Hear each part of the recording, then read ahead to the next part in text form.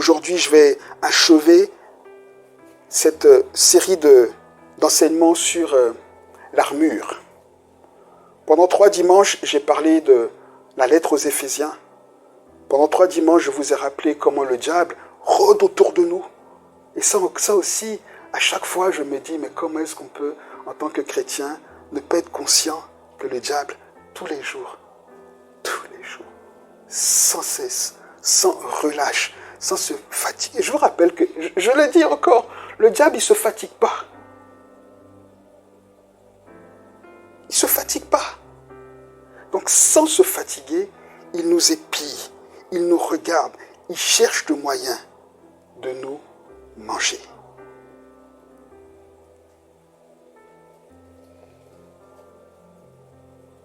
Et ça, c'est quelque chose que j'aimerais que chacun de nous retienne aujourd'hui. Ne vis plus un jour en te disant, ok, tout est ok.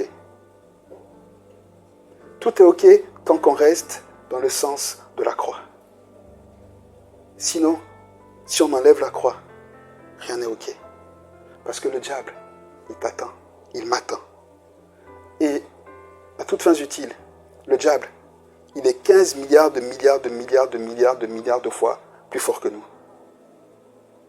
Oui. Ça, c'est pas une discussion. Le diable, il a parlé à Ève. Ève est sortie du plan de Dieu. Elle a fait sortir Adam du plan. Le diable, il a réussi à faire chuter Adam qui ne savait même pas ce que désobéir à Dieu c'était. Vous comprenez? Donc, c'est pas nous. Hein? Nous, il nous regarde comme ça, il dit, toi, tu te crois fort, attends. Vous comprenez? Donc, il faut vivre avec cette réalité que le diable cherche à nous dévorer. C'est ce que Pierre nous dit, n'est-ce pas? Il rôde comme un lion rugissant. Et donc, pendant ces 2 premiers dimanches-là, j'ai parlé de comment est-ce que le diable rôde autour de nous, de comment est-ce qu'on doit finalement faire pour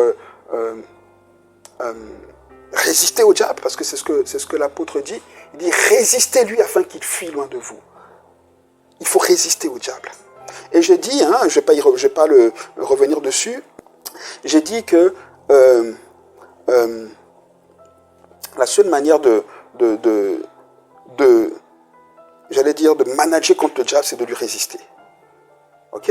Et j'ai dit aussi qu'avant de résister au diable, au travers de l'armure, dont l'apôtre Paul nous parle, dans Éphésiens 6, parce que tout le monde connaît l'armure, hein, n'est-ce pas? Tout le monde connaît l'armure. La vérité comme ceinture, ok? La cuirasse de la justice, n'est-ce pas? Le zèle de la bonne nouvelle au pied. Ensuite, le bouclier de la foi, le casque du salut et l'épée de la parole de Dieu et les prières en tout temps. Ça aussi, je souligne, on va en reparler. Parce qu'on parle de l'armure et on oublie toujours que derrière, il y a les prières en tout temps. Mais j'ai dit avant, donc aujourd'hui, de parler de l'armure, j'ai dit qu'avant même d'essayer de prendre l'armure pour la revêtir, avant d'essayer de la prendre pour la revêtir, il faut déjà se soumettre à toutes les recommandations que l'apôtre nous donne dans la lettre aux Éphésiens. J'ai dit que la lettre aux Éphésiens, ce n'était pas juste le chapitre 6 pour nous.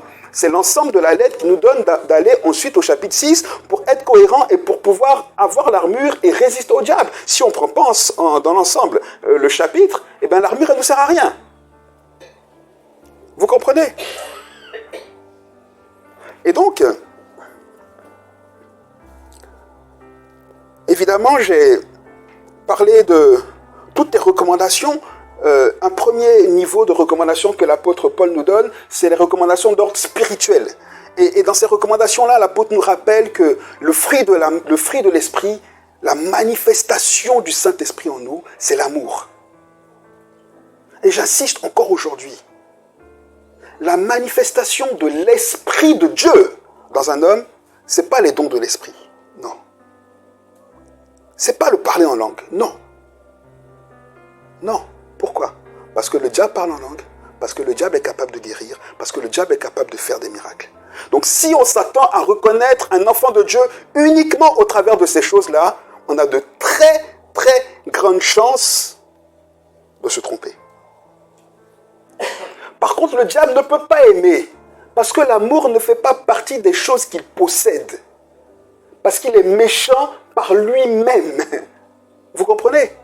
C'est pour ça que la seule manifestation visible de l'Esprit de Dieu dans la vie de quelqu'un, c'est l'amour. Et c'est ce que l'apôtre dit. La première recommandation, c'est celle d'ordre spirituel. On doit manifester de l'amour. Aimer Dieu et aimer son prochain. Aimer nous-mêmes. Amen. Première manifestation. Première recommandation, type de recommandation. Deuxième type de recommandation, c'est les manifestations d'ordre moral. Quand on a rencontré Jésus et qu'il a planté la vie de l'Esprit en nous et qu'on est capable d'aimer, on commence à ranger notre vie pour ressembler à Christ. Ça veut dire qu'on fuit le péché parce qu'on sait que le péché est quelque chose qui est dégoûtant et qui est quelque chose qui nous fait du mal. On dit, oh, moi j'ai toujours été comme ça. Tu es menteur. Oh, moi depuis... Tu es menteur, tu restes menteur. Tu n'as pas rencontré Jésus. Parce que Jacob était menteur, au point qu'on l'a appelé trompeur. Mais quand il a rencontré Jésus, quand il s'est battu avec Dieu, quand il s'est battu contre Dieu, qu'est-ce que Dieu a fait? Il a changé son nom. Il a dit, tu étais Jacob trompeur, maintenant je t'appelle comment? Israël. Vainqueur, champion de Dieu. C'est ça. Donc si on n'a pas la possibilité de manifester l'Esprit de Dieu, on ne fait pas tous nos efforts pour manifester l'amour par l'Esprit de Dieu, on ne fait pas tous nos efforts pour vivre une vie de plus en plus sainte, conformément à la vie de Dieu, pour que moralement on reconnaisse que quelque chose a changé dans nos vies. L'armure, c'est même pas la peine. En fait, vous comprenez? C'est même pas la peine.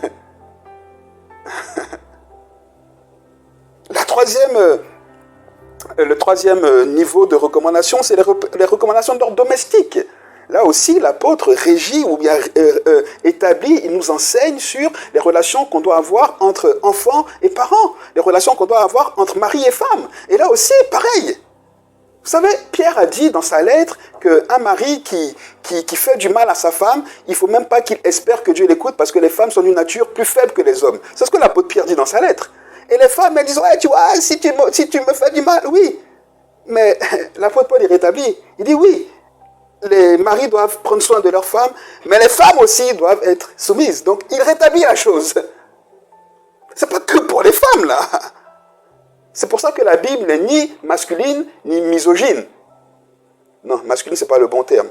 Ni, comment on dit ça? Machiste, ou comment on dit? C'est ça? Ni misogyne. Non. Parce que Dieu n'est ni homme ni femme. Il est Dieu. Alléluia. J'espère que ces vérités rentrent dans vos cœurs et qu'elles changent quelque chose dans votre manière de vivre votre foi. Vous savez, c'est quand on est plein de ces vérités-là que quand on marche, la lumière resplendit, on dit, mais qu'est-ce qui se passe? Mais parce que tu as compris quelque chose et ça change ta manière de vivre. Oui. Je vous garantis que si je vous signe un chèque d'1 million d'euros aujourd'hui, que vous l'avez dans votre compte, vous l'encaissez, vous voyez sur vos comptes là, 1 million, vous allez marcher différemment demain. C'est clair. Personne ne peut me dire le contraire. Oui. Parce que quand tu n'as pas le million, ta démarche est un peu comme ça. Ça va? Ouais, ça va. Mais si tu as le million, on n'a même pas besoin de te demander. On dit, ben dis donc, ça va? Ouais, ça va. Oui, pourquoi? Parce qu'il y a la réalité du million. C'est pour ça que les vérités que je suis en train de vous donner là, si elles rentrent dans votre cœur, vous marchez différemment.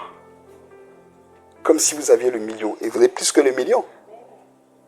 Parce que la Bible dit que notre papa est le détenteur de l'or et de l'argent. Mais ça aussi, on n'y croit pas. Et c'est ça le problème.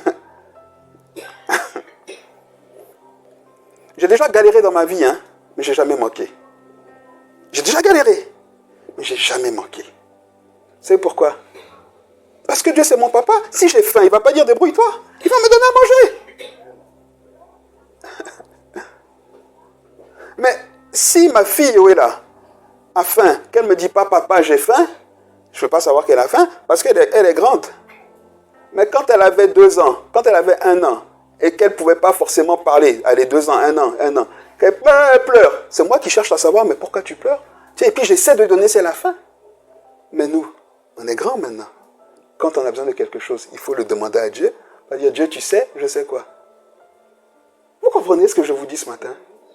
C'est pour ça qu'on ne reçoit pas de Dieu. C'est ce que la Bible dit. Il dit, vous n'avez pas, vous ne recevez pas parce que vous ne demandez pas. Ou alors, quand vous demandez mal pour satisfaire vos besoins.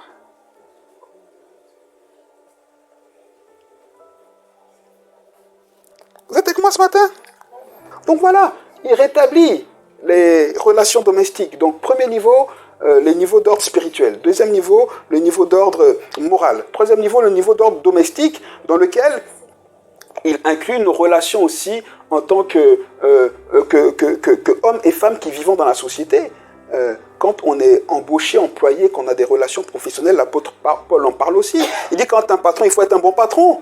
Et quand un employé, il faut être un employé modèle. Et quand un employé, que tu vois que ton patron est un mauvais patron et qu'il te demande des choses qui sont contraires à la volonté de Dieu, tu ne restes pas parce qu'il te paye.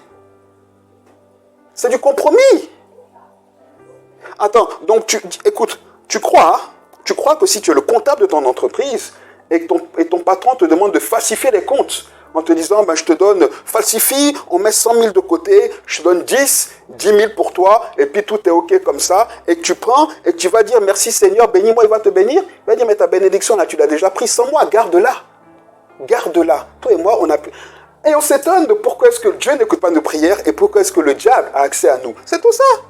Un patron qui est méchant, un patron qui est mauvais, on démissionne. On a la foi pour démissionner. On ne dit pas, ah non, je fais comment? Dieu n'est pas capable de te... Ah. C'est ça le problème. Vous savez, c'est comme... Il y a des lois auxquelles on ne doit pas se soumettre. C'est des lois. On ne dit pas que ce n'est pas la loi. Mais nous, on ne se soumet pas. Il y a des lois qui sont mauvaises. Vous savez ça ou pas? Il y a des lois qui sont mauvaises. Bon, attention. Je n'ai pas de problème. Je vais m'arrêter là. Je vais en reparler un jour. Il y a des lois qui sont mauvaises. Donc, ouais, nous, on va dire, non, ben c'est la loi. Donc, c'est la loi, tu fais. Donc, si la loi te dit, si on vote une loi pour dire que quelqu'un qui entre dans ta maison, tue-le, tu tues tout le monde qui entre dans ta maison. Là, c'est la loi. J'ai le droit, c'est la loi. Non, mais je vous parle de l'aberration. Pour vous faire comprendre. Hein? C'est tellement aberrant pour vous dire, ah tiens, mais c'est vrai, oui, parce qu'il y a des lois, on est dedans, mais j'y ai droit, c'est la loi. Ok, mais toutes les lois ne sont pas bonnes. Ok, donc ça, c'est le dernier niveau de recommandation. Ok, maintenant, quand on a dit tout ça, c'est quand Paul a parlé de tout ça, là je suis maintenant dans Éphésiens 6, quand Paul a parlé de tout ça, il commence maintenant au verset 10 d'Éphésiens 6 à dire « Enfin ». Donc quand tu as fait tout ça, après avoir fait l'effort de te soumettre à toutes ces recommandations-là, de manifester l'amour, de conformer ta vie moralement à la vie de l'esprit, etc. Quand tu marches dans cette dimension-là, enfin, fortifie-toi dans le Seigneur. Et à partir du verset 11, maintenant, revêt-toi de toutes les armes de Dieu afin de pouvoir tenir ferme contre le diable. Il dit, c'est quand tu as fait tout ça que maintenant tu peux prendre l'armure afin de pouvoir résister. En fait, Paul dit que tant qu'on ne marche pas dans cette réalité, qu'on ne fait pas nos efforts pour nous soumettre à ces recommandations-là, on est soumis au diable. On est sans armes en fait. Vous comprenez ?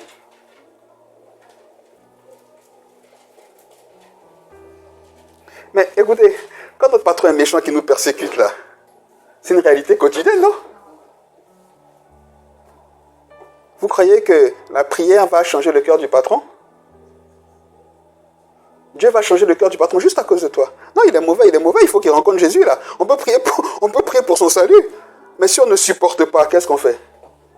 On part. Sinon on est là, on est dépressif, on est... Vous comprenez ce que j'essaie de dire ou pas?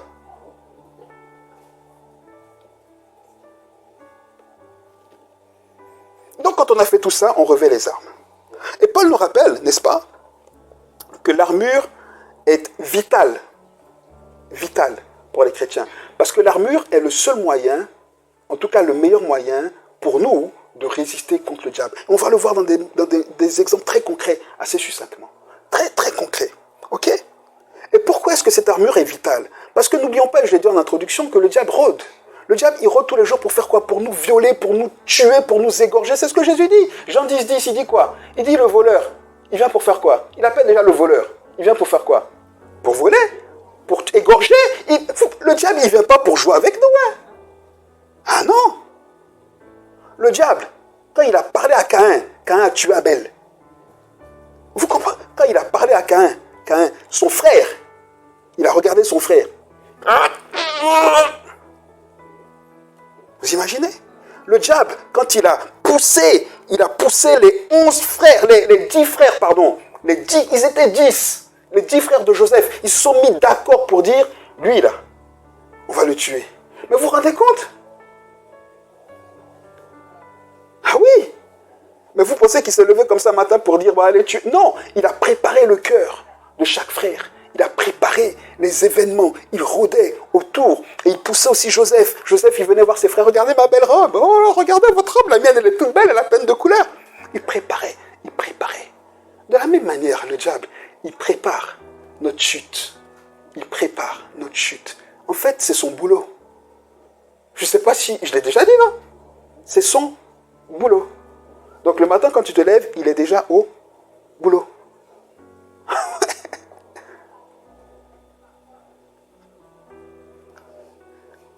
J'espère que quelqu'un comprend. Je veux dire les choses de la manière la plus claire possible. Je ne veux pas qu'il y ait d'ambiguïté. Vous savez, le message où on nous caresse là, à un moment il faut arrêter. Parce que sinon on est soumis justement au diable. Et après c'est la catastrophe. On est faible. On est une armée qui n'a pas d'armes.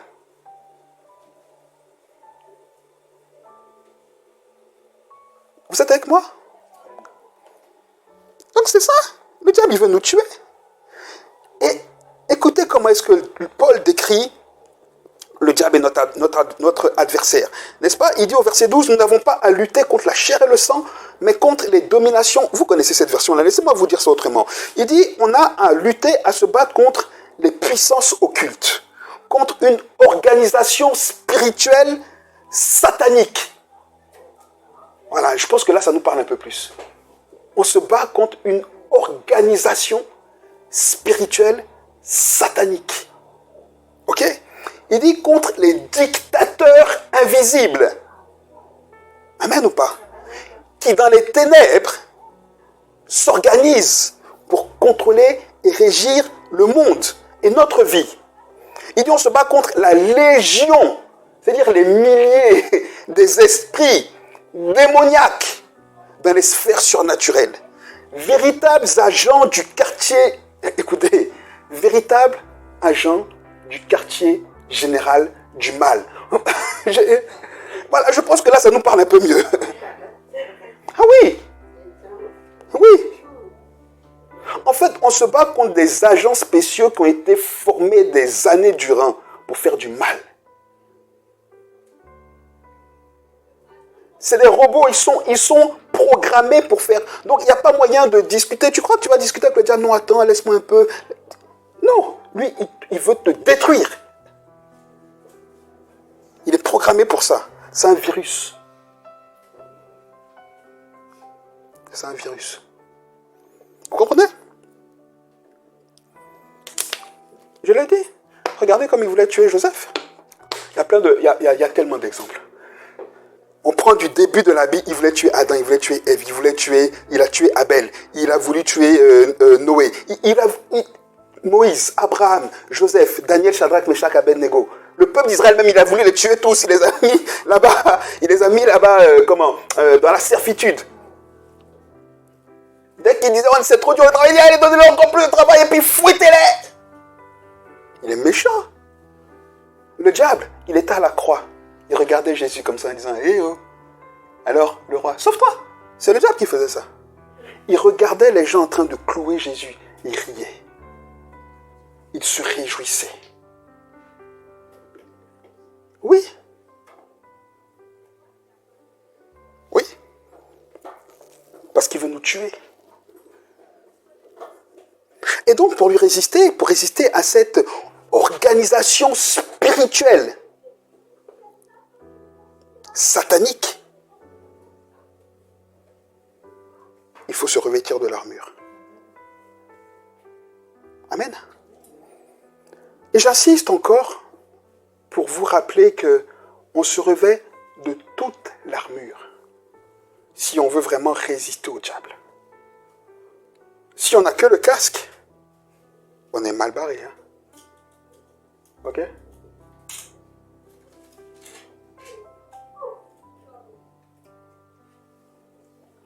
Si on n'a que la cuirasse, si on a la cuirasse, le casque et le bouclier, c'est pas mal. Mais si on n'a pas les chaussures, on peut glisser. Hein? Ah oui? Vous comprenez? C'est pour ça qu'il faut revêtir toute l'armure. Et c'est en revêtant toute l'armure qu'on est capable, qu'on est équipé pour résister au diable. Donc avant de prétendre vouloir résister au diable, il faut s'être soumis à toutes les recommandations dont j'ai déjà parlé et ensuite revêtir toute l'armure. On décrit l'armure? Ok. Prenez un peu, vos Bibles avec moi un peu quand même. Éphésiens 6. C'est pourquoi prenez toutes les armes de Dieu, je suis au verset 13, afin de pouvoir, c'est ce qu'il dit. C'est pourquoi prenez toutes les armes de Dieu afin de pouvoir résister dans le mauvais jour. Amen. Il dit, prenez premièrement à vos reins la vérité pour ceinture. Très rapidement. Si on a un pantalon, une jupe ou quoi que ce soit qui est trop grande et qu'on ne met pas de ceinture, il y a un problème. Hein?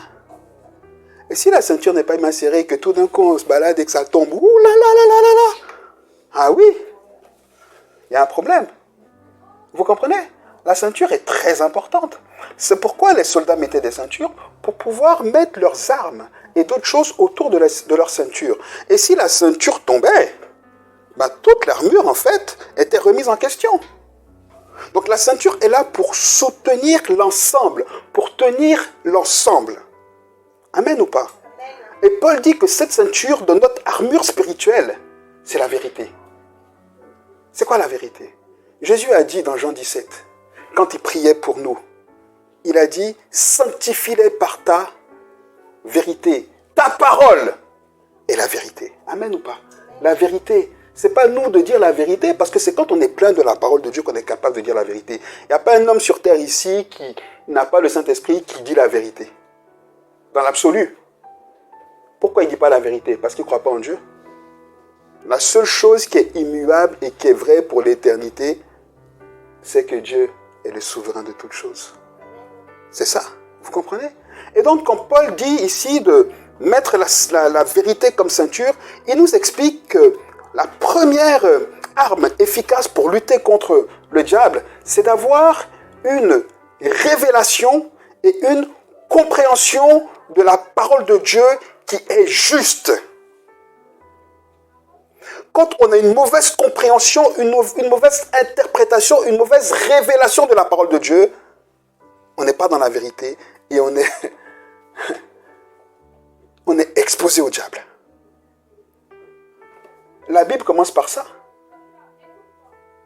Ève, elle arrive devant le diable. Elle dit, oh, ouais, bon, toi, tu vas partout et tout, là, mais tu sais quoi, moi, je suis la fille de Dieu, là. Il m'a donné l'autorité. Il dit, ah ouais? Ok, mais Dieu a quand même dit que tu ne peux pas manger de l'arbre de ce fruit-là. Elle dit, ah non, on peut tout manger. Il dit, mais le fruit, là, est-ce que tu peux manger? Elle dit, ah oui, mais en fait, toi, tu n'as rien compris, toi, tu comprends rien, en fait. En fait, ce fruit-là, si tu en manges, tu meurs. Si tu en as mangé, toi? Mais moi, j'en ai mangé. Est-ce que je suis mort? Ah! Mauvaise révélation, mauvaise compréhension de la parole de Dieu. Elle va regarder le fruit. Elle dit, ah oui, elle a entendu, elle s'est ouverte à une autre révélation. Une révélation de la parole de Dieu qui est fausse. Qu'est-ce qui s'est passé? Le diable a pris. Il a mis dans son assiette, il a assaisonné un peu. Puis il a commencé à la manger. Tranquillement. Oui ou non? Après, quand Dieu a dit, à cause de ce que tu as fait, tes souffrances seront dans la douleur. Il dit, Seigneur, mais pourquoi? Mais c'est ce que tu as fait. On peut dire que Dieu est méchant? Non. Aujourd'hui, on travaille, on gagne l'argent à la sueur de notre front. On peut dire que Dieu est méchant? Non. C'est les conséquences de nos inconséquences. Donc, une mauvaise compréhension, une mauvaise révélation de la parole de Dieu nous soumet inévitablement au diable. Inévitablement. Inévitablement. Regardez, il y a plein d'exemples, je ne peux pas tous les citer, mais regardez Abraham, regardez Moïse. Moïse devait être le sauveur. Il a mal compris comment Dieu voulait qu'il sauve, il a tué quelqu'un, il a dû fuir l'Égypte. Oui ou non? Abraham, Dieu lui a dit, tu vas avoir un enfant. Il a mal compris, Sarah a dit non, mais je suis trop vieille, prends Agar, il a pris Agar jusqu'à aujourd'hui. Vous voyez ce qui se passe encore aujourd'hui en Palestine, non? C'est ça. Vous comprenez? Une mauvaise compréhension, une mauvaise révélation de la parole de Dieu, c'est la pire des choses. C'est la pire des choses parce qu'on a l'impression qu'on marche avec Dieu alors que Dieu marche à côté de nous. Pas avec nous, c'est pas la même chose. En fait, on est séparés. Il est là, il veut venir, mais il ne peut pas parce qu'il y a cette mauvaise compréhension-là. Et dans notre couloir, là, on est dans le couloir où il y a le diable. Vous comprenez? Donc, première chose, veillez à avoir une bonne compréhension, une bonne explication, une bonne compréhension, révélation de la parole de Dieu pour marcher conformément à ce que Dieu veut vraiment. Il y a plein de débats aujourd'hui, parce qu'il y a plein de prédicateurs de n'importe quoi sur les réseaux sociaux que beaucoup écoutent. Hier, j'écoutais vite fait un débat sur la polygamie. Parce qu'évidemment, aujourd'hui, il y a plein de pasteurs qui disent qu'on peut être polygame. Ça nous fait des débats des choses qu'on ne doit même pas débattre. Et comme il y a des chrétiens, ils sont chrétiens, il n'y a pas de problème, mais leur chair aime ça. Ça j'aime ça, et puis ils s'en vont. Et après, ils s'étonnent qu'ils ont des problèmes dans leur vie, que plus rien ne va, etc. Et parce qu'ils font ami avec le diable. Pourquoi? Parce qu'ils ont une mauvaise compréhension de la parole de Dieu. C'est pas compliqué. Vous êtes avec moi ou pas? Ok. Donc, premier élément, il faut être soutenu par la vérité, par la parole, par une compréhension saine de la parole de Dieu. Deuxième chose, il dit, ensuite, je suis toujours verset 14, revêtez la cuirasse de la justice. La cuirasse, vous savez que c'est la partie qui protège le torse. Okay? Le torse est forcément la partie la plus visible et la plus atteignable de notre corps. N'est-ce pas? On est d'accord? Paul dit, pour protéger cette partie-là, il faut la protéger avec la justice. Écoutez bien ça, s'il vous plaît.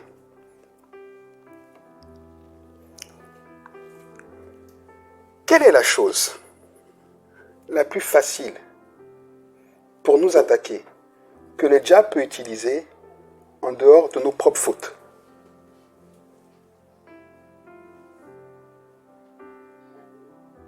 Ça veut dire que si toi et moi, on se lève demain matin et que le diable nous dit, toi, t'es un menteur et tu pries, et qu'on sait qu'on a menti, on est paralysé. Oui ou non? Oui ou non? Si toi et moi, on marche là, ok? Et puis on ramasse un billet de 100 €. On le met dans notre poche. Ah ben 100 €, ouais, la personne, ok, 100 €. Et puis plus tard, on revient dans la rue et puis on voit quelqu'un en train de chercher quelque chose. On sait que c'est les 100 € qu'il cherche. Et puis on se dit non, c'est pas les 100 €, c'est à moi, et puis on s'en va. Et que le lendemain on se réveille et que le diable dit tu es un voleur. C'est fini. Oui ou non? Parce qu'on sait qu'on a volé. Oui. Donc quelle est la chose la plus facile pour le diable qu'il utilise pour nous attaquer que nos propres péchés, nos propres fautes? Vous comprenez?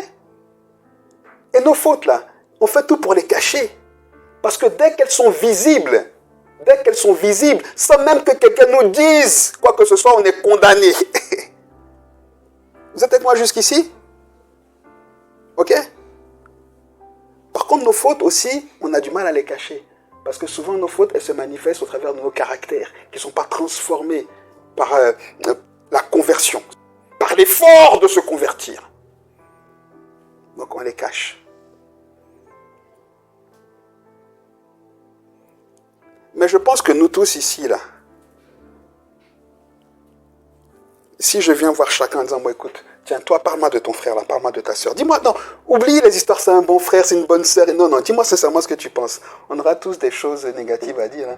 Oh, bah, celui, oh, elle, oh, oui ou non? Parce que nos caractères sont visibles. Nos mauvais côtés, là, ils sont souvent plus visibles que les bons côtés. C'est la nature de l'homme. C'est pour ça que Paul parle de ce côté-là de notre corps. Il dit en fait, tout ici, la partie la plus visible de ton corps, là, c'est tes péchés. Ton mauvais caractère, là. On le voit tellement. Il dit pour protéger ça, pour ne pas que le diable vienne toujours te remettre en question sur ça, il faut le couvrir de la justice. Mais de quelle justice? Pas de moi, je suis juste, hein. Non, ça ne change rien. De la justice acquise au travers de l'œuvre de Jésus à la croix. Ça veut dire qu'à chaque fois, on doit se rappeler, quoi qu'il arrive, qu'on est justifié en Christ. Par Christ. Parce que Christ est ressuscité, alors on est juste. Parce que quand Christ est mort avec nous à la croix, quand on était participant de la mort de Jésus et qu'on est participant de la résurrection de Jésus, dès qu'on sort de cette résurrection, Jésus dit, saint, saint, saint, saint, juste, juste, juste, juste. Le diable ne peut plus nous accuser. Amen ou pas? Et c'est une réalité qu'on doit avoir présente à l'esprit. Quoi qu'il arrive, on est juste. Et qu'est-ce que ça doit justement avoir comme impact, influence dans notre vie? Laissez-moi vous donner deux petits exemples. Moïse, dans Exode 2, il était accusé. Personne ne l'a accusé, hein? Il s'est accusé lui-même par son péché. Qu'est-ce qu'il a fait? Il a fui. Oui ou non? Oui. Quand le diable nous accuse sur notre justice, on se fait tout petit. Moïse, il a tué l'Égyptien. Oui ou non? Il a tué l'Égyptien. Les deux Hébreux se battaient. Il est venu les séparer. Il dit, mais vous êtes frères. Et puis il dit, mais oh, toi, d'où tu sors là? D'où tu es juste sur nous? Tu veux nous tuer comme tu as tué l'Égyptien? Quand il a entendu ça, la Bible dit, il a pris peur. Il dit, oh, Moïse a dit, je suis un meurtrier, c'est bon, c'est fini. Il a fui. Oui ou non? David, le roi David. Vous connaissez l'histoire? Il prend Bathsheba, il couche avec, il la met enceinte, il assassine Uri, et puis il est tranquille. Lui, sa conscience ne lui dit rien. Il n'est pas accusé là. C'est le roi David, c'est l'homme selon le cœur de Dieu. Ah, c'est l'homme selon le cœur de Dieu. David, il administrait toujours son royaume, Dieu était avec lui. Il jugeait toujours de manière juste. Il n'était pas accusé là. Il n'a pas fait comme Moïse qui a fui. Oui ou non? Le prophète Nathan est venu. Vous connaissez l'histoire? Il dit, mais David, attention, il y a un gars qui avait une seule brebis. Son voisin était riche. Le voisin riche, il a pris sa brebis. David dit, l'Éternel est vivant. Ce gars-là, il mérite la mort. Vous comprenez la sentence de David contre ce gars-là? Il dit, lui, il doit mourir. Nathan dit, c'est toi. Il dit, il va mourir. Il dit, c'est toi. Vous comprenez un peu comme le diable, il travaille avec nous? Avec Moïse, quand il nous accuse comme ça et qu'on n'arrive pas à surmonter ces accusations, qu'est-ce qu'on fait? On fuit, on ne sert plus à rien pour le royaume de Dieu. Parce qu'on s'accuse. On fuit. Amen. Et la même chose avec David. Parfois, ce n'est pas nous-mêmes qui nous accusons, mais c'est les autres qui nous accusent. Mais le diable, il les utilise. Mais t'as vu, toi, mais attends, mais toi, je te connais, toi, attends, on se connaît, toi, attends, sérieux. T'es sérieux avec tes histoires de Dieu, là? Mais attends, et puis t'as vu ce que t'as fait hier? Mais attends, on est accusé. Et on est juste inutilisable par Dieu. Vous êtes avec moi? Ça parle à quelqu'un ou pas? Et l'apôtre dit, pour éviter tout ça, il faut te rappeler que tu es juste, pas par ta propre justice, mais juste, déclaré juste par Jésus, par la résurrection de Jésus. Et il faut que tu portes cette justice-là pour la montrer au diable. Mais dans cette justice-là, il y a un élément qui est très important et que j'aimerais vous laisser. Aussi bien Moïse que David qu'est-ce qu'ils ont fait quand ils ont été accusés? Ils ont demandé pardon à Dieu. Vous savez, les amis, écoutez bien ce que je vous dis là. Écoutez bien ce que je vous dis là. Il y a très peu de chrétiens aujourd'hui qui demandent sincèrement pardon à Dieu pour ce qu'ils ont fait. C'est-à-dire qu'il y a très peu de chrétiens qui vont venir s'asseoir devant Dieu pour dire « Seigneur, je demande pardon parce que vraiment hier, j'étais au supermarché, je ne sais pas pourquoi, j'ai pris la bouteille de parfum, je l'ai volée. » Mais c'est comme ça qu'il faut parler à Dieu. On vient « Seigneur, pardonne-moi tous mes péchés. » Mais lesquels, par exemple? Tu parles desquels? La faute à menti, la faute a été méchant ou la faute à voler? Je te pardonne pour lequel des péchés là? Oh, ben débrouille-toi. Ok, Dieu il est là, il attend. Hein? Ah oui? Ah oui? La dernière fois, je discutais avec un ami qui a eu un problème avec un jeune là, et le jeune devait s'excuser. Et je lui ai demandé, et j'ai dit, mais il s'est excusé? Il s'est levé, il m'a dit, il est venu, pardon. Et il me dit, il a dit. Mais en fait, l'attitude renversait tout le pardon. Et nous, on est comme ça avec Dieu. Seigneur, nous, on est tellement orgueilleux. Seigneur, tu sais, je suis ton fils. Je ne sais pas. Tu me demandes pardon. Pourquoi? T'as fait quoi? Dis-moi, t'as fait quoi? Je te pardonne quoi en fait? Pardon, pardonne-moi, pardonne-moi. Pardonne-moi quoi? Tu veux que je commence à citer tout ce que tu m'as fait, que je pourrais te pardonner? Quelqu'un m'entend ce matin ou pas? Donc pour que cette cuirasse ait du sens et soit une cuirasse efficace contre les flèches, c'est ce que Paul dit. Il dit, l'ennemi, il envoie quoi? Des traits enflammés, des flèches enflammées, pour que cette cuirasse puisse être résistante face aux traits enflammés du diable. Quand on est accusé, on va vers Dieu. Et puis on dit, Seigneur, je demande pardon. J'étais jaloux envers mon frère, ma soeur là. Je ne sais pas ce qui m'a pris, j'étais jaloux, je te demande pardon. Oui. J'ai mal agi, j'ai mal parlé. Et puis, quand on demande pardon à Dieu, il nous donne la force pour aller demander pardon aux frères aussi. Hein. Les deux. Hein. Parce que si tu as demandé seulement pardon à Dieu, et que tu vas vers le frère et dis, ouais, mais lui, il se dit chrétien, mais tu as vu ce qu'il m'a fait la dernière fois, c'est la même chose. On remet du blé à moudre, là. Vous comprenez? Voilà. Comment le diable nous croque? Des petites choses comme ça, toutes simples.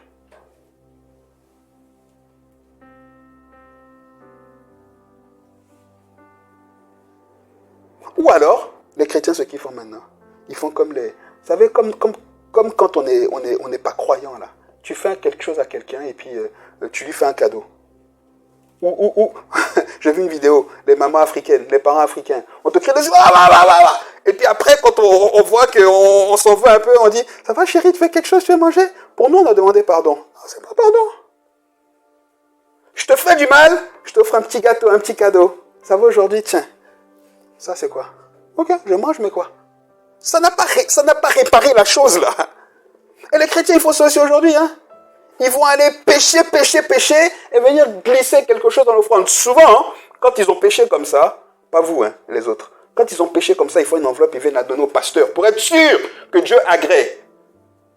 Mais on peut corrompre Dieu. Votre argent, là, il faut me le donner. Je ne sais pas ce que vous avez fait. Je le mange, hein, il n'y a pas de problème. Hein. Mais le problème, même Dieu, il n'est pas réglé. Hein. Vous comprenez ce que j'essaie de dire? Et dès qu'on sort après avoir donné l'enveloppe, qui nous a coûté quelque chose, le diable nous attend et puis dit, regarde-moi un gars comme ça, regarde-moi ça, tu crois que quoi? Tiens, je t'attends là. Tiens. Corrompu, corrupteur, corruptrice, n'a même pas honte. Et c'est reparti. Vous comprenez? C'est ça. Bon. Ensuite, le zèle pour annoncer l'évangile, aux chaussures. Quand on aime quelqu'un, quand on est passionné par quelqu'un, on parle de la personne. Le jour où je ne vous parle plus de ma femme et de mes enfants, dites-vous qu'il y a un problème. Alors évidemment, je ne suis pas tout Alisa, ma fille, mes enfants. Non, c'est que moi j'ai un problème. Mais j'en parle.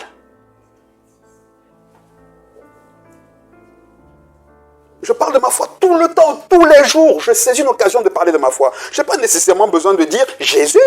Je vais dire la Bible, je suis croyant. Je vais glisser, trouver un moyen pour glisser ça. Pourquoi? Parce que quand on n'a plus ça, on est bloqué net là aussi par le diable. Je vous donne un exemple. Les disciples d'Emmaüs. Tout le monde connaît l'histoire des disciples d'Emmaüs. Après la mort de Jésus, il y a 2 disciples qui marchaient sur la route d'Emmaüs. Ils étaient découragés. Et Jésus, ressuscité, venait, il entendait, il écoutait ce qu'il disait. Et puis il disait, oh, on a cru n'importe quoi, en fait. C'est pas... On croyait que c'était le Messie, mais c'est pas le Messie. Jésus écoutait. Ils étaient découragés. Ils avaient décidé dans leur cœur que parler de Jésus, pour eux, c'était fini. Oui ou non? Ils ne croyaient plus en Jésus, là. Ils n'allaient plus parler de Jésus, là. Donc, en ne croyant plus en Jésus ou en ne parlant plus de Jésus, ça impliquait qu'ils ne croient plus en lui. Ça les conduisait vers quoi? Vers le diable, oui ou non?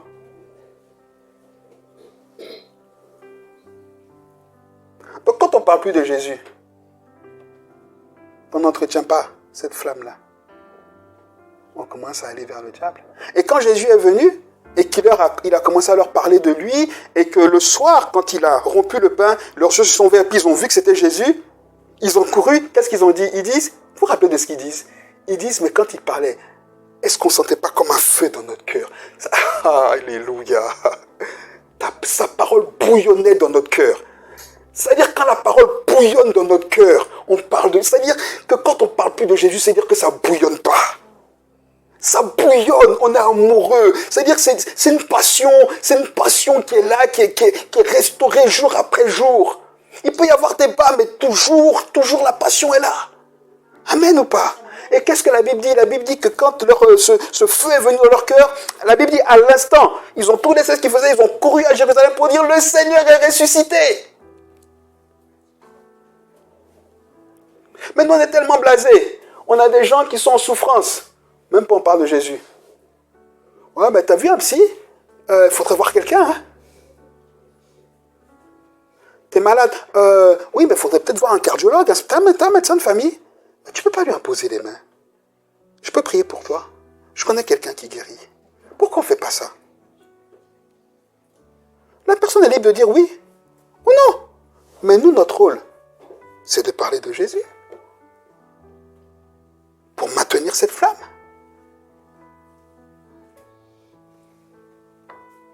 Quand on ne fait pas ça, on est inutilisable. Et moins on parle de Jésus, moins on parle de lui, et moins on est attaché à lui. Ah oui?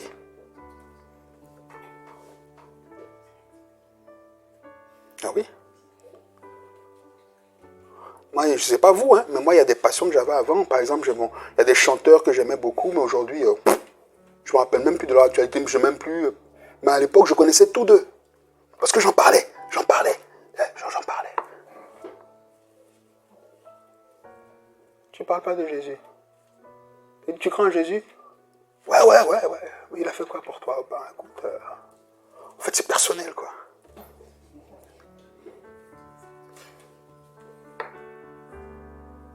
Et dès que tu sors du c'est personnel, le diable, il applaudit. Waouh, champion. Un bon point, 2 bons points. Vous comprenez ce que je dis? Numéro 4, la foi comme bouclier.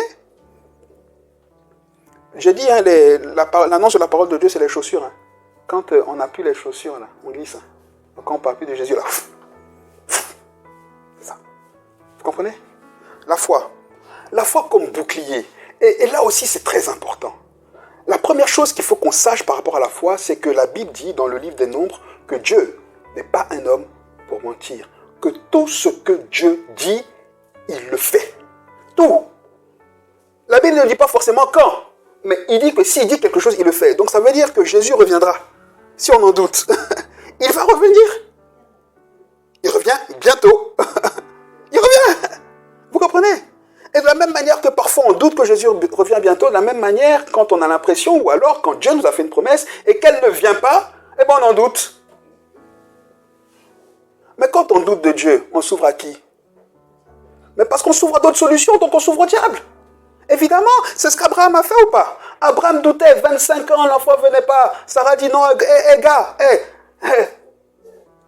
t'as 85 ans, oublie. 85, moi-même là, j'en ai 85, elle avait 75. Elle dit c'est mort, c'est mort, regarde, je ne peux plus, c'est fini. Oublie, ta foi là, elle doit être un peu raisonnable. Hein? Quand on a l'impression que Dieu ne fait plus, on commence raisonner. On commence à expliquer et on essaie de trouver des solutions. Sarah dit, il faut être raisonnable. On ne peut plus. Regarde Agar, c'est ma servante. On a le droit. La loi dit qu'on a le droit. La loi dit qu'on a le droit. Elle est jeune, elle est belle, elle est soumise. Prends-la, donne un enfant avec Agar. Qui a gagné? C'est le diable. Oui ou non? C'est le diable qui a gagné. Parce que jusqu'aujourd'hui, Ismaël a un os dans la bouche de Jacob, d'Israël. Oui. Mais oui. C'est ça. La foi, c'est ça. Et ce que je trouve intéressant avec l'allusion par rapport à la foi, c'est encore une fois l'image du bouclier. Parce que quand le diable, il envoie les flèches, on a dit, il envoie plusieurs. On a dit les premières flèches qu'il envoie, c'est celles qui nous donnent de ne pas avoir une bonne compréhension de la parole de Dieu. Tu as compris ça? Non, en fait, tu peux te marier avec 2 personnes, vas-y. Ok? Le diable va venir te dire, ouais, bon, t'es pas marié avec, mais tu veux te marier avec, non? Tu penses te marier avec. C'est l'homme ou la femme de ta vie, mais tu peux coucher avec. Ça, c'est le diable, ça. Ouais, mais de toute façon, je me marie avec. On couche avec, il n'y a pas de problème. Puis le lendemain, on se trouve la bête. Vous comprenez? Ça, c'est la mauvaise compréhension de la parole de Dieu. La parole de Dieu erronée. Ça, c'est les flèches qu'il envoie. Un exemple. Hein. Deuxième, bon, voilà, j'ai déjà dit toutes ces flèches-là qu'il envoie. Mais la foi, pour briser notre foi, le diable, il envoie des flèches partout. Partout. C'est pour ça, le bouclier, il faut se cacher. Le bouclier, il faut se préserver. Les flèches. Pourquoi? Parce qu'il va nous faire douter de tout. Même parfois de qui on est. Mais regarde-toi comme... Mais toi, t'es sûr que tu peux réussir dans ta vie? Mais regarde comme t'es bête. Mais tu sers à rien.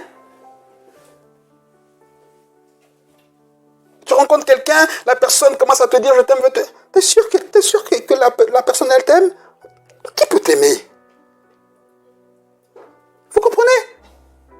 Ok, mais tu t'engages dans quelque chose, mais t'es sûr que tu peux réussir ça? Et puis ça va te donner quoi? Regarde tous les problèmes que tu as. Le diable, la foi, c'est la chose qu'il attaque le plus. Tout le temps. La foi sur nous-mêmes, la foi sur les autres et la foi sur Dieu. Toi, tu es sûr que Dieu va intervenir, mais regarde, tu ne payes même pas de dîme. Tu vois tes prières là. Mais tu ne peux pas payer la dîme. Dieu, il le sait. Je n'ai pas dit que tu ne veux pas. Hein. Donc ceux qui ne veulent pas, c'est autre chose. Mais tu ne peux pas. Tu donnerais à l'église et tu pries. Tu es condamné. Avec le bouclier de la foi, non, je suis justifié, je n'ai pas besoin de ça. Dieu, c'est mon Père. Le bouclier de la foi. Le bouclier de la foi. Vous comprenez ou pas? C'est ça. On se préserve contre toutes les flèches de l'ennemi. Comment? La parole. C'est pour ça qu'il dit ensuite, prenez la parole comme épée. Vous voyez qu'il y a 2 fois la vérité, la parole dans sa dimension de la vérité, et ensuite l'épée qui est, vous le remarquerez peut-être, la seule arme offensive de l'armure. Toutes les autres armes, c'est des armes défensives. N'est-ce pas? J'ai sauté le salut, mais je reviendrai parce que c'est un peu la même chose. Je vais aller rapidement. Ok? Et prenez la parole. Quand tu te bats pour te protéger, en même temps tu déclares, tu proclames. Il est écrit. Parce que sinon tu ne fais qu'être acculé. Et une fois que tu es acculé, tu commences à dire, ouais, c'est vrai, en fait, je ne vaux rien. C'est pour ça qu'il y a des gens que Dieu a été chercher de vie de galère. C'est-à-dire, c'était des gens qui étaient attachés par vous savez, les addictions les plus graves. Je ne vais pas en citer, mais les addictions les plus graves, qui sont sorties de là par la puissance du Saint-Esprit, qui ont commencé à mener une vie propre, et puis du jour au lendemain, rebasculent dedans. Pourquoi? Dieu les a tellement acculées, elles se sont tellement débattues, sans non plus avoir la parole pour contrecarrer, que qu'est-ce qui s'est passé finalement? Elles ont levé le bouclier et... Vous comprenez ce que j'essaie de dire ce matin? Tu ne vaux rien. Ma Bible dit que je suis créé à l'image de Dieu. Si je ne vaux rien, c'est que Dieu ne vaut rien. Donc je ne peux pas ne rien valoir. Alléluia. Oh, qui peut t'aimer? T'es comme ça. Ok, tu ne m'aimes pas. Dieu m'aime. Car Dieu a tant aimé le monde qu'il a donné son Fils unique. Oh, mais regarde-toi. Ok, Dieu n'est pas venu pour nous condamner. Non, mais pour nous sauver. Voilà. Voilà. Oh, tu ne vas jamais t'en sortir.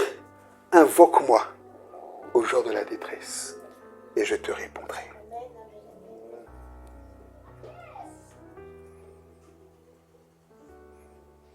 Ah, t'as 35 ans, t'as vu, tu vas mourir, hein, t'as vu la maladie que t'as? Quand je traverserai la vallée de l'ombre de la mort, je ne craindrai aucun mal. Car ta houlette et donc, enfin, je sais pas. C'est facile, non? Ça semble trop facile, en fait. Mais en fait, c'est ça. Jésus a fait quoi? Jésus, il avait faim dans le désert. Quand le diable est venu, il dit, les gars, tu peux me dire ce que tu veux, mais après 40 jours, t'as la dalle. Il n'y a pas de... T'as pas mangé, t'as la dalle, oui ou non? Jésus, il est... Non, je suis spirituel, j'ai pas... Non, il avait faim. Et t'as faim. Tu es Dieu, non? Il n'y a pas à manger, ok, on est dans le désert, mais toi, tu peux transformer le caillou là en pain. Jésus regarde le caillou, il sait que même s'il y pense, le caillou devient du pain. Qu'est-ce qu'il fait? Il sort l'épée. Il est écrit que l'homme ne se nourrirait pas simplement d'eau et de pain, mais de toute parole. Qu'est-ce que le diable fait? Il recule. Il recule. C'est ça.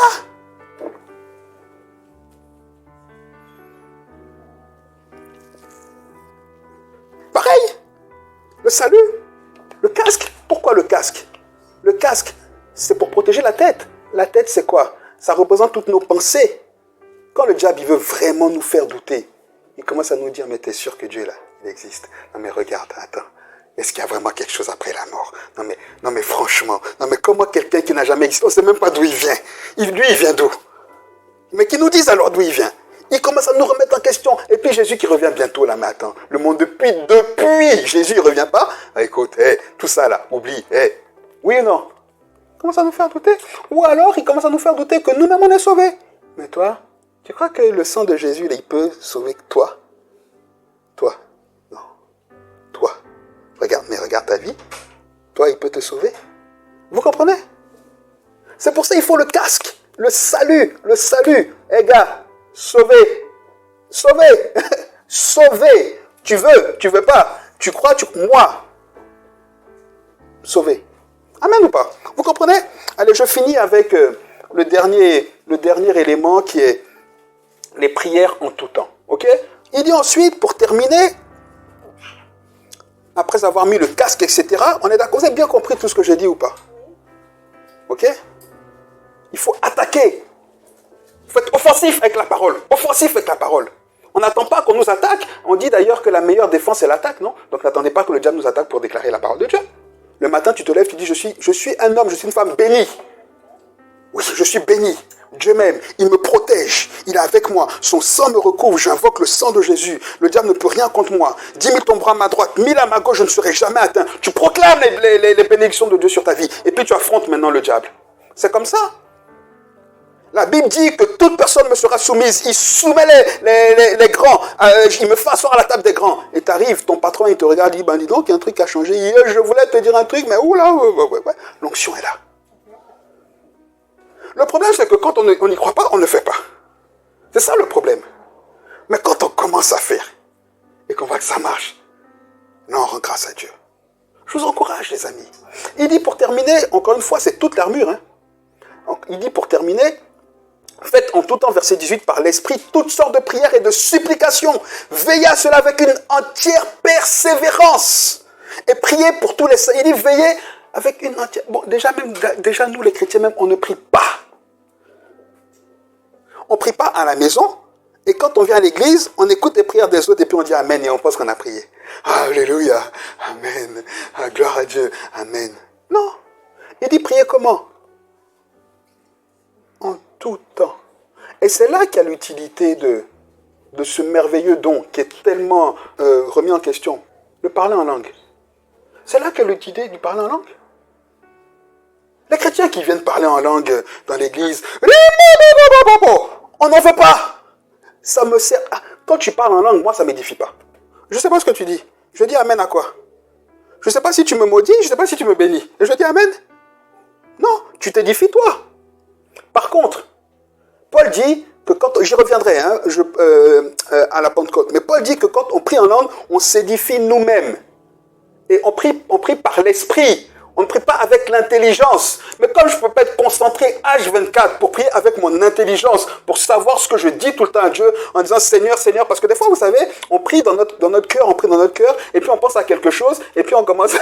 J'ai vu une vidéo, une fille qui commençait à chanter béni soit son nom. Et puis elle était tellement dans son truc, et puis elle a commencé à passer une autre chanson, et puis elle a dit oh, je t'aimais, je t'aimerai. Oh, je suis à l'église. Vous comprenez? Bon, je t'aimais, c'est Cabrel. Hein. Donc, elle a switché. Voilà. C'est ça, en fait. Donc, des fois, on prie, et puis on pense à... Et puis, Seigneur, je te loue, je t'exalte, et tout. Et puis, on pense au repas de midi. Ok, à midi, qu'est-ce que je vais manger, Seigneur? Et puis, oh, tiens, je suis perdu. Oui, parce qu'on ne peut pas être concentré. Et c'est juste, on ne peut pas être concentré H24. Bon, je pense que tout le monde a déjà fait ça. Hein. Non, si vous dites que c'est faux, vous êtes des menteurs. Tout le monde a déjà fait ça. Des fois, tu pries et puis tu perds ta concentration et puis tu oublies et puis je priais, oh la main, je priais. Oui, c'est pour ça que les prières en langue, quand on parle de parler en langue, c'est les prières en langue. Nous, là, ce qu'on fait là, c'est pas le parler en langue. Je vais vous expliquer ça bientôt. Mais les prières en langue, c'est important. Tu t'édifies et tu restes connecté à Dieu. Quand on dit tu t'édifies, c'est que tu restes connecté à Dieu par ton esprit. Donc tu es prêt. Tu n'es pas surpris. Quand il y a un truc qui t'arrive, tu as le réflexe de dire au nom de Jésus. Pourquoi? Parce que tu es connecté à l'esprit. C'est comme ça. Tout le temps. Tu pries dans ton esprit, dans ton cœur. Comme ça. Tu es là. Ça va? C'est ça. C'est ça. Tout le temps. Tout le temps. Tout le temps.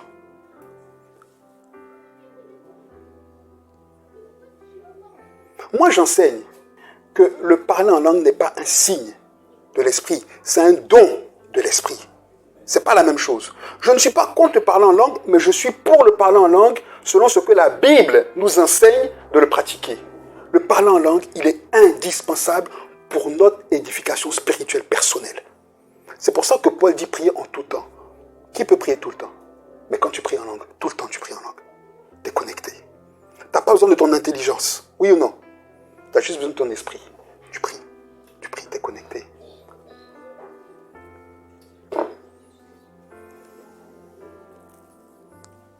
Vous comprenez ce que je dis ce matin?